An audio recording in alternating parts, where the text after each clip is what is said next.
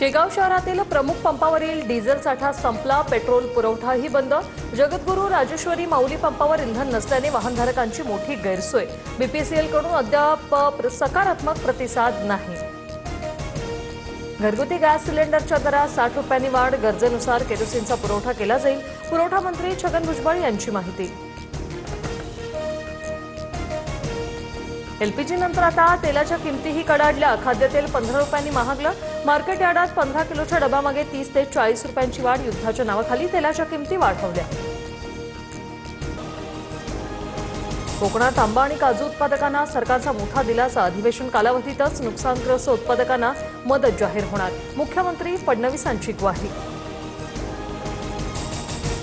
राज्यभरात कडाक्याचं ऊन असताना बेळगाव शहरासह ग्रामीण भागातील अनेक ठिकाणी गारांचा पाऊस, तर धाराशिवच्या उमरगा तालुक्यातील कदेर परिसरात गारपिटीमुळे शेती पिकाचं मोठं नुकसान।